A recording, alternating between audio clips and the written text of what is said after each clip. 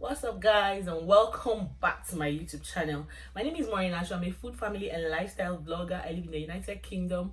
I'm a Nigerian. So guys, today I'm doing a reaction video. This video is a reaction on the video I watched on YouTube.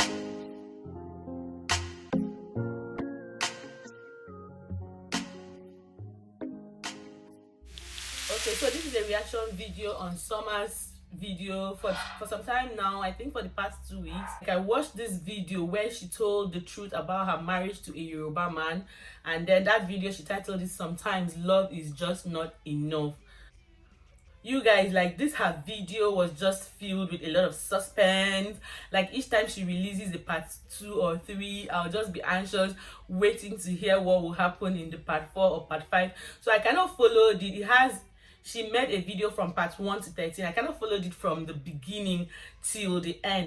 So when I listened to that story, you guys, like, it was like a fairy tale, but it wasn't a fairy tale. Like, it was someone's true life story, Summer's true life story. So guys, like, I felt like, wow, this love is just so strong. What would make this love to finally come to an end? I was so interested. Like, I really wanted to know, what would make this love to finally come to an end. Like what can make this kind of love not to work, you guys?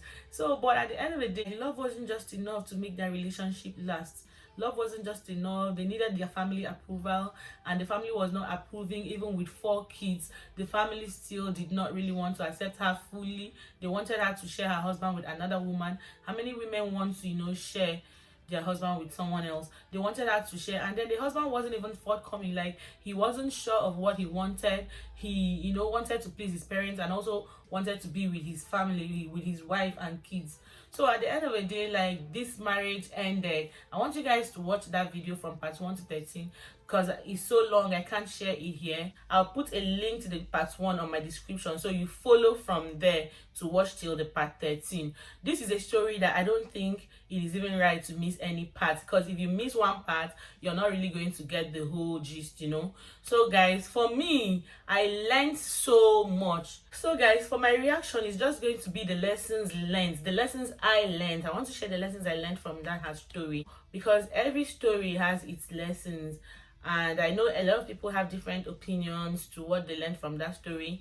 And at a point I thought to myself, is this story like a single story? You know, the dangers of a single story by Chimamanda. If you have watched that video that she made on the dangers of a single story, I thought to myself, could this be just a single story? Like, we're hearing from her, we've not heard from the other parts. And I told myself that, well, I'm going to do a reaction based on this story that she told, because for me, that even if it was a single story, at the point that her ex-mom saw the children when her father died, and her husband went back to talk to his family, and they didn't accept, and then her husband had to talk to an auntie which pleaded with the mom, and the mom came to somewhere to meet them when they were traveling to go and bury her father. And then the mom carried her children, and these children were crying so much. I feel like if this was a single story, why did nothing changed after this woman found out that her grandchildren were really crying so much to be with her? Why didn't the cry of those children kind of make this woman to change her mind? Because I feel like if her ex-mom as a woman had spoken to the husband, pleaded with the husband, like pleaded with the man's father to accept this girl. A lot of times our women know how to get our men to do some things, even though, yeah, there are some men that are very stubborn. But honestly, like, I thought to myself, could this be a single story? There are a lot of things that made me feel like this is not just a single story. Like, even if it's a single story, it could be 1 over 10. This story is intriguing. I want you guys to watch it. After watching this video, please go and watch that her story, or if you have watched that her story, I just want to be sharing with you guys some of the lessons I learned from this her story, and I hope you learn also from maybe what I'm going to be sharing. If you're a sister-in-law, a mother-in-law, a brother-in-law, a father-in-law, a young person trying to get married, single person in a marriage relationship, even married people, I hope we all learn from this her story, because for me, I learned some things. So I'm going to be sharing some of the lessons I learned.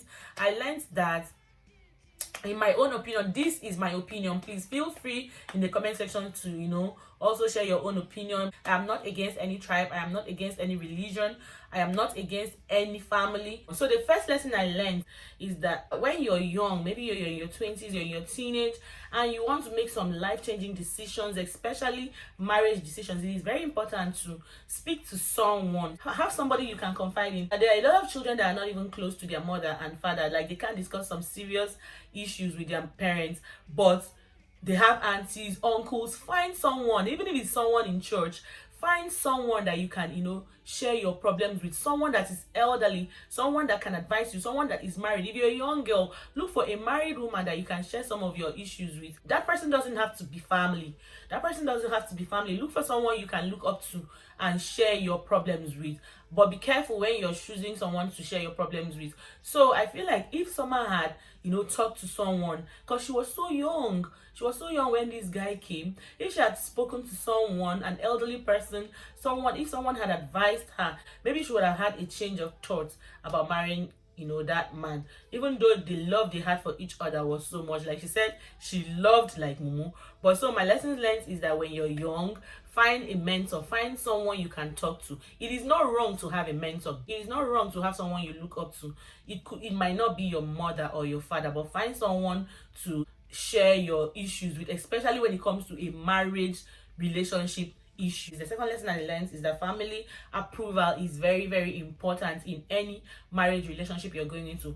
Family approval is very, very important, especially in our African tradition. Family approval is very important when you're going into a marriage relationship.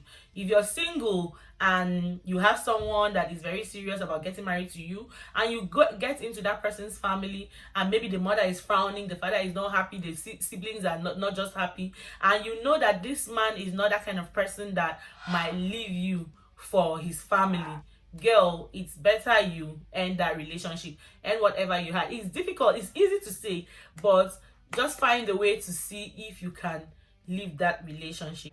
But in her case, none of them accepted her.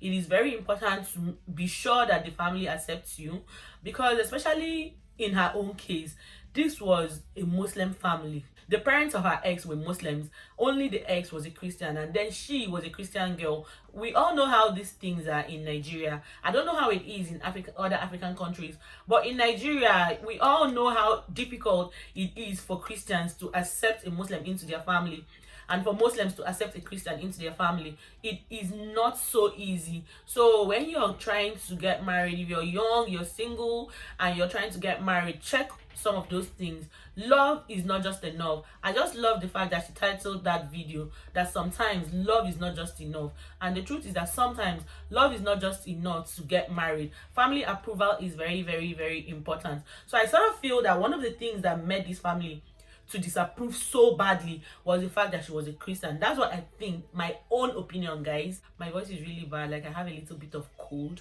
so manage my voice, please, guys. So the third lessons I also want us to learn from this story is that a lot of times the culture is very, very important. Know the culture of the family you're going into.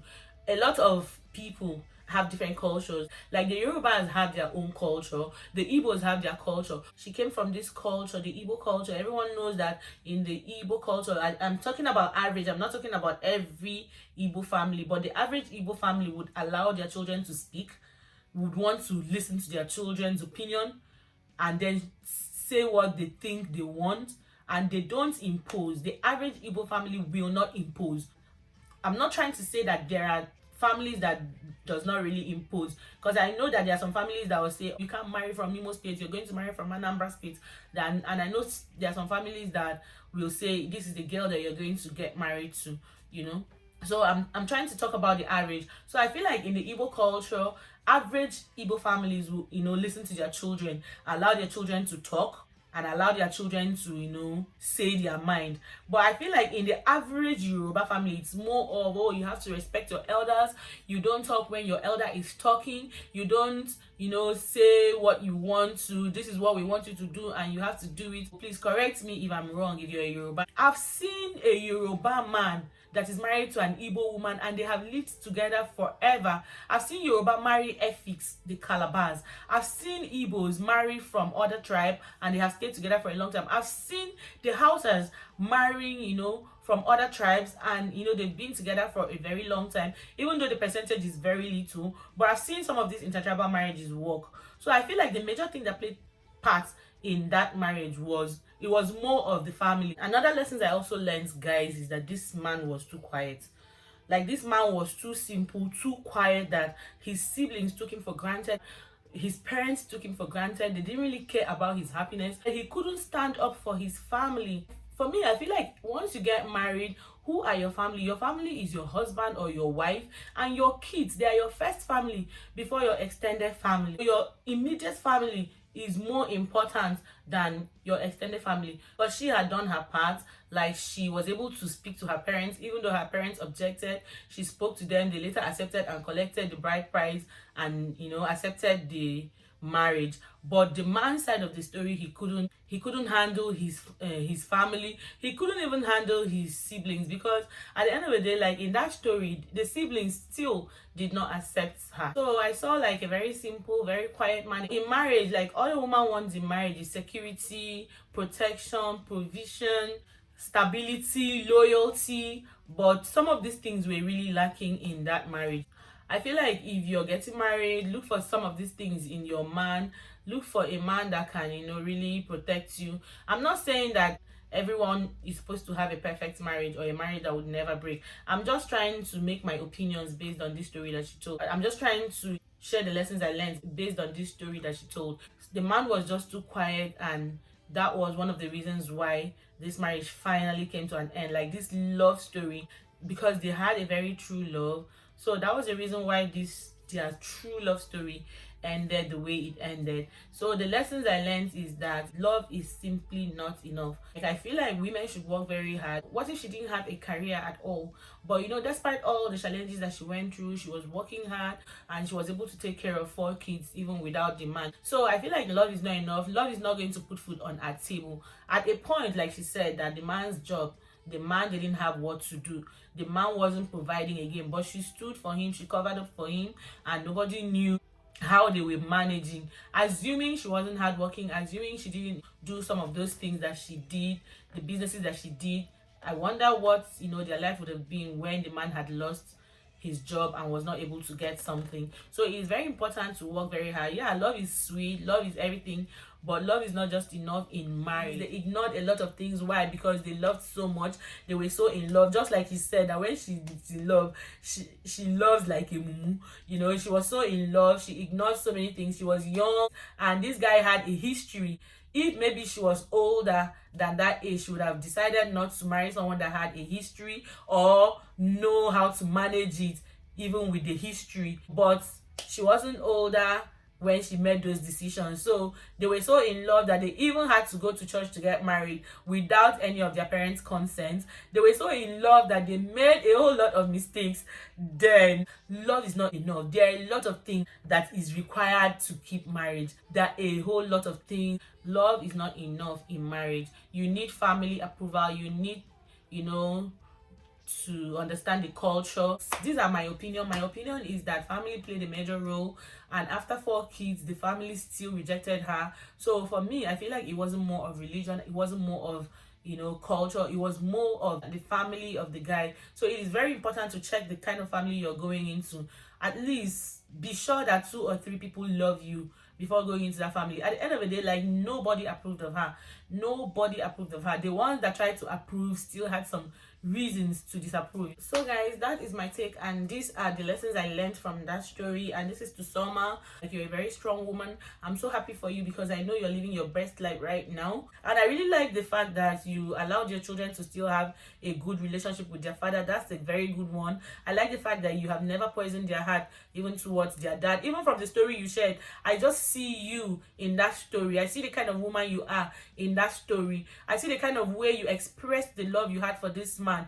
Your love never turned to hatred. You gave your very best to this relationship. Like, you played your own part. You handled your family, and you even also tried to handle his family for him, because there was a point you had to call. You called his dad, called his mom. You had to, you know, call one of the sisters that was living here in the country that you know, relocated to. So you played your part. You tried as a woman who loved so much. Like, you loved this guy. You showed it in so many ways. Thank you so much, Summer, for sharing that story. There's so much lessons to learn from that story. Thank you so much. God bless you and your family. Like, you inspire a lot of people by telling that story, and you have also affected a lot of lives, a lot of families that maybe were doing something wrong. I know that from that story they will, you know, find a way to make it right. So with these guys, I just want to say thank you so much, guys, for watching, and please do subscribe to my YouTube channel. Put on your bell notification to know when next I send a video. Share this video. Thank you so much, guys, for watching, and see you guys in my next video. Bye, guys.